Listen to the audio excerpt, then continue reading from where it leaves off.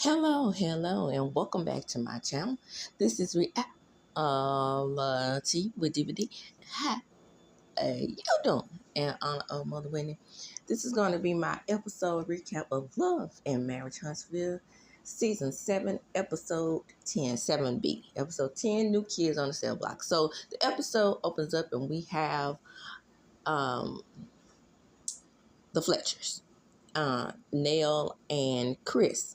So Nell is in a frantic. She's in a panic mode. Hey, Fletcher. And hey, baby, how you doing? They kiss and whatnot. They have on the same colors and everything. And we know that's coordinated, right? So Fletcher is talking about their businesses. And Nell is like, yeah, baby, we got it going on, really. But these damn kids. And then Fletcher says, well, I'm about to sell a house to this new couple that's on the scene from the STL. And she said, STL? Who is that? And then he says, well, Moses and Son are thinking about moving to Huntsville. And I'm going to show them Martell's house. Oh, hey, who talked to Destiny about that? Damn it, I don't got to talk to Destiny about shit. This is about our money. We already supporting grown-ass kids. So you can't tell me. And Destiny can't either tell me who to sell the house to. And then she's like, oh, okay, well, I didn't come here for that anyway. We're going to talk about these kids taking all our money and stressing me out. And he's like, well, baby, we're going to have a conversation with them all together. And so they decide to have a conversation with them all together. Now, this episode is very, very, very Martell Hope heavy. So if y'all don't want to see Hotel Motel Hope, then I suggest y'all don't even watch this episode if you haven't watched it yet. I'm talking about if you see my recap first. But in confessional, Nell says she gonna put it all in Fletcher's hands. And Fletcher says, I got it, baby. We're gonna talk to the kids together. So here we go. We get to the house, and there's Chris with his hair flat and lower. I like it better like that. And Motel Hotel, he has on the brown loafers. Now, everybody who does recaps notice the brown loafers. We hate them. Then he wears them with no socks, and it just aggravates me to the most. And then he has on shorts and a puffer jacket. So we don't know what time of the year it is, because here comes old girl, and it's February. I'm thinking it's around February in this episode. So I'm thinking about what was February like in the SIP. So it was kind of warm in February around here, but not shorts warm. Because she had on pink boots as well. So her and Martell was not on the same page in those outfits. But of course, Sexy Chris had on a sexy suit. Maybe Martell should have had on a suit since he's selling the house. Well, then, he's the builder. But he's Bob the Builder without a builder's license. Child, when he gonna get that builder's license? And how is he building homes and selling them without the builder's license? And how is Chris showing homes that he has built without the builders? Like, Chris know that shit ain't legal. So Motel. Oh, so y'all looking to move here? This is gonna be an investment property. And big headed Sonny says, no. We looking for something more permanent, somewhere we could start a family. And Motel, he's ready to sell that house. He need them dollar bills, y'all. But he does mention Destiny, and I think that's only for show effect. Motel Hotel don't give a damn about Destiny and how she feels about him unloading this $340,000 house off his really, I can't sell the damn house shoulders without Melody. So she happily tells, oh yeah. Me and my perfect Moses over here, we looking to start us a family, and that's what we's gonna do, and that's just all that is to it. Motel, you already pregnant? No, honey, I'm not already pregnant, but I've started IVF. We started IVF 1 second after we got married, because we got married in 3 seconds. So after 1 second, we started IVF. The fuck? Now, this makes me understand that SUNNI knew that she was looking for stability and a man to hurry up and knock her up, right? So, also, SUNNI is, she's not concerned about Destiny because she always says that the moment she saw this man or seen him, she knew he was going to be her husband. But remember, her and Destiny are not friends. And she hadn't seen him with Destiny like that. Girl, your story keeps changing, okay? This is just a hodgepodge of bullshit, if you ask me. But you didn't. But I'm saying it. It's my opinion. So both of these people are from the Lou, right? And the Lou is a very, very, very violent place for the Negroids, okay? We know that. But these two Negroids right here, SUNNI and Moses, they're looking to start a family in Huntsville because Huntsville is growing, child. And Huntsville is the place to be, right? In the South. However, let's talk about the Lou. I can guarantee you these two people who are financially stable, one owns a trucking business and one is a producer, they probably don't live in those areas where they talking about those bun shots. Put a G in front of it. I don't think so. So we all know that this move is strictly to be on this show as a new couple. But they're just not interested, y'all. When I tell you I never thought that I would miss Tiffy Lou. Baby, if Lou had just been able to film more because he was more interested than Tiffany and they were together and then with the little baby, I think I might have been able to deal with them because Tiffany was hella messy. I'm sick of them already. And they ain't been on the show but 32.5 seconds. I'm sick of them. So Motel Hotel lets them know that he talked to Destiny. And then, we saw Destiny at the Lovers and Friends event. And we saw y'all at the Lovers and Friends event. And how did you like it? And, it was okay. It was quite quaint and everything. But it was a cute event. And Moses was like, yeah, it was nice. So it was nice. I mean, just for me watching it on TV. I mean... so many people dislike Stormy, they don't give her credit. But, I mean, everybody says on here that she puts on a good event. And I'm looking at the Lovers and Friends type situation, and it was definitely pretty to me because I love red and white and balloons and throwing a little silver and throwing a little white. Child, that's just the judge for me. Okay? I mean, I can't, hate on no girl like that. But just like with anybody else on the show, I can call them out when I feel like they're wrong. And when I say anybody, I mean anybody. When I feel like they're wrong, giving my opinion. Okay. So, they talk about how the schools are nice over there and Miss Neal's daycare is right around the corner. Sell it, Chris. That's how you keep the business, okay? Sell it. And so, nobody cares about how Destiny feels. Nobody but Motel Hotel. But when we talking about that $340,000 in no commissions that he might get for building that home because he's Bob the Builder without a builder's license, then okay, let's move right along. So here we go with the analogies. Motel's like, okay, well, do you understand that she's going to have emotions about this thing? Well, I wasn't messing with this man behind her back. But when I saw him, I knew that was the man I was going to marry. Isn't that a contradiction? Yes, it is. Oh, I just can't stand the disrespect. Who's getting disrespected? Destiny said, y'all a match made in hell.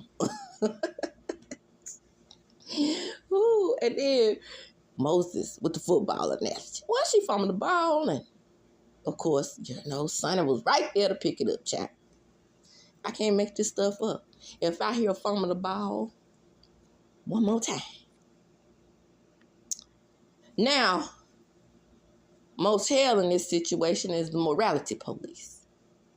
Since Destiny fumbled the ball, and she wasn't giving Moses his proper attention, Hotel says, well, I guess I can respect it now that I know y'all won't mess around. You talking about the mess around, King? We don't need your respect. You are standing out here unmarried because you were messing around.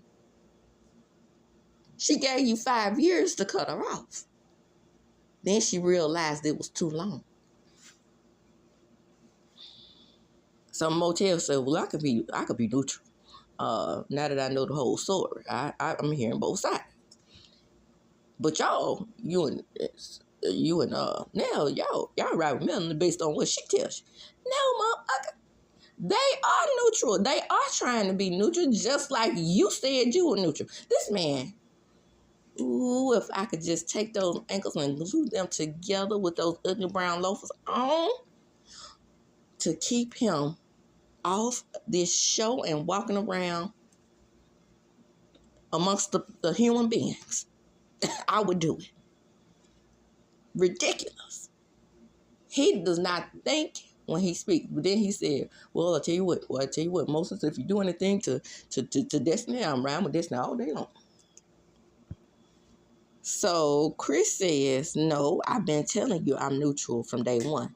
So Hotel gets in confession, said, oh, no. It's a big difference because they ride with Mel and we have children together. It's a big difference. How, fool? He's so damn stupid that I feel stupid talking about his ass. And then Sonny says, well, I don't hate Destiny. Hopefully we could be neutral and in the same space. Well, not if it's left up to Destiny, honey. Motel says, well, I was in the same situation, and you can't help who you fall in love with. I mean, but I was married, and so it was made it bad. Moses, you weren't married. Nah, I wasn't married. And, hopefully we can become neutral, me and Destiny, because, I was a producer on the show, and so me and I was a producer, we got along then. Yes, because she thought y'all were friends. That's why. She didn't know that you was eyeing her man that you wanted to be your husband when you first laid eyes on it. The fuck? Child, again, I cannot make this stuff up. So, in the next scene, baby, the scene that the content creators have gone completely nuts over. So, here's the moment we all been waiting for. I'm driving now. I was at home. But anything to get away from the ferris, right? So you might hear the car running down the air conditioning. But anyway, the point is, now we are at Stormi's warehouse. And so Stormi is confronting, hey, Martell, I'm so mad at you because you didn't come to my thing. You backed out on me. Well, you can just blame that on the dad body and the donuts that I've been eating, with the kids and whatnot. Well, that was kind of messed up. I'm just only going to say that. Okay. Now, speaking of messed up, we got to get it in, don't we? Yes. Yeah, I heard you was, involved in some scandals or whatnot. And things of that nature. Yeah, well, this millimeter came and attacked me at my warehouse. What? Yeah. Melanie has full, now this is in confession. Melanie has full control over those millimeters. I know she can't control. Now, mind you, he's full of contradictions. I know she can't control everything that they do, but she can talk to them and tell them to quit attacking us. The whole cast. Then they get on the subject of Miss Latricia. Well, you know, Martell, y'all seem very uncomfortable around each other. Well, she dropped by the house a couple times, but nothing happened. And it was before Ken. Why did he have to throw it in that it was before Ken? I think the reason why he acted like he didn't know her is because it was during Ken or slightly before Ken. And definitely during the marriage. Now, I have done a video on the newest throw on the show. Martell will not. See, and this is the thing about the disrespect with Ariana. She's been in the wings the whole time. And he has admitted again that he has approached another woman. Now, the reason why I bring up Ariana in this situation is because with him approaching another woman, she's always been in the picture. She was in the picture with Sheree. She was in the picture with his wife. She was in the picture with Brenda. Girl, Ariana, I'm talking to you, sweetie. When are you going to get it? The man is a hero, and he does not want to commit to you. Okay. So, she was like, he said, well, have you talked to Mel? Yeah, when we talk, girl, you know how it is. When we talk, we got along real good. Y'all got along good? Yeah, y'all did. Because Melody don't F with y'all like that. So she cool with y'all ain't cool with her, and you're jealous of her fan base, and you don't really know how to say you're jealous of her fan base, so you blame them for all of your problems when your problems circulate back to you. With the exception, I don't agree with people, I've already said that, disrespecting Stormi's products without even trying them, just telling people not to buy them because she got a bad shipping policy and all of that. But to minimize her business is just wrong because she is working on it. To show up at her warehouse to me is just wrong. Now, like I said, when everything first shook out, I honestly thought that Miss Black, because she told us not to say her name anymore, was actually buying these products for her, the nursing home that she worked for. Maybe, just maybe, had she called first or announced herself and not been filming or hadn't, disrespected Stormi in the first place, maybe it would have shook out easier. Because what Stormi was saying to Martell was that, she had been dragging her in the blogs for a long time. That's still not saying that she's a millimeter, because Melody does not have to be associated. And that's what Martell needs to understand. She does not have to be associated from everything that they do. Because I'm quite sure Melody didn't know that Miss BT, yeah, that's what I can say, was going to the damn warehouse. Moving right along. So, I forgot. She tells him that she was also arrested for harassing communication.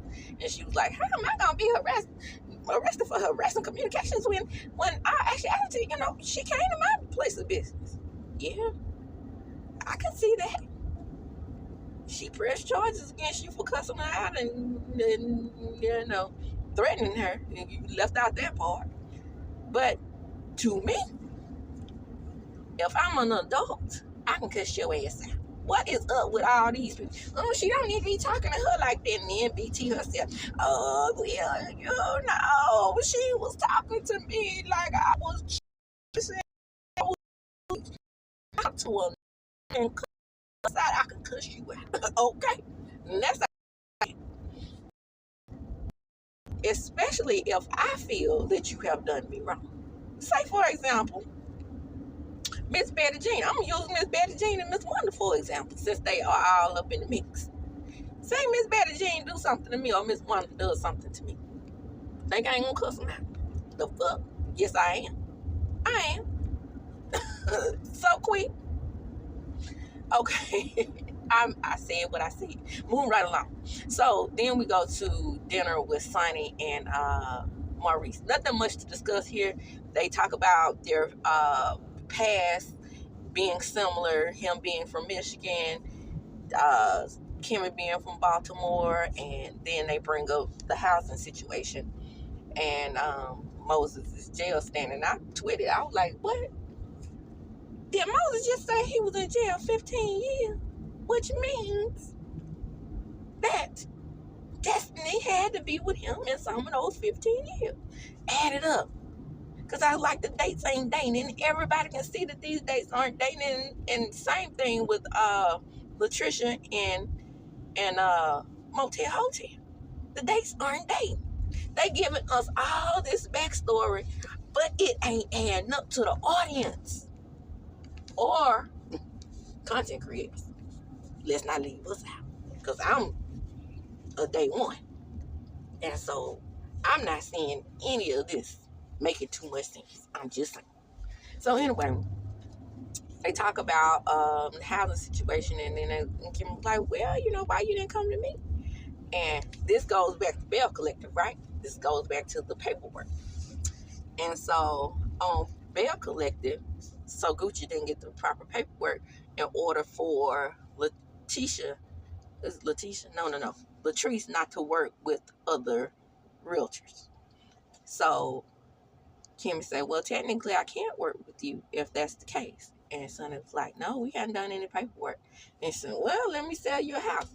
But before that, I forgot to say that Kimmy did ask her, well, with you all moving to, Huntsville, does that kind of throw in a little monkey wrench on what's going on with you and Destiny?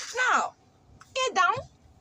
Because even though Destiny don't want them on her show, sarcasm, or in her city, more sarcasm, they can go where the fuck they want to go and work with who the fuck they want to work. It's up to the realtors.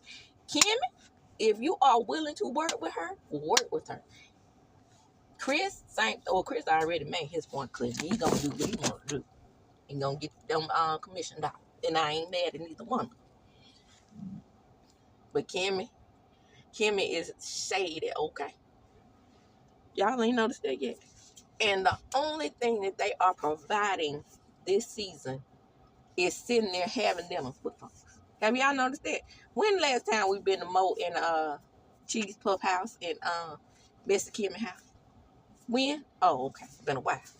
So, moving right along. Now we're at the Fletcher's house, and they invite Kiki, which I also tweeted. I said, oh, I feel so funny saying Kiki. And the children. So they all come in, they dap it up, ready for that lasagna, that practically meatless lasagna that Chris was complaining about, because I like a lot of meat in my lasagna too. But that's neither here nor there. So Kiki cries and says, you're the only family I have. My parents are in my life. And Nell knows that. She said clearly at the beginning of our introduction to them that she was raising Kiki. She had some issues with a sister or something like that, and then she ended up raising her niece. So the problem is they're staying in their pockets. So little Chris, with the wisdom that he has all of a sudden, he's like, well, Mom, you having all these issues. I am having damn issues. Well, I mean, maybe we should go to counseling. Okay. I'm like, yeah, we all go to counseling. Family counseling. But Mom, I think you might need some individual counseling. I don't need no damn individual counseling. Hell, you say. If you are this upset about giving them money and then you pacify them with money, then you need counseling. And guess who the counselor is going to be? That's me clapping. Dr. Francis is back on the scene. Hercules. I was so happy. Because, yes, they are all going to go to family counseling. And maybe, just maybe, Dr. Francis can get them damn grown-ass children out of Chris and Nell's pockets. And that's going to end this episode recap of Love and Marriage Huntsville. Please like and comment and subscribe to my channel. Don't forget to share the video, because what sharing is caring. And with that, as I do when I close, I'm going to talk them up. Deuces.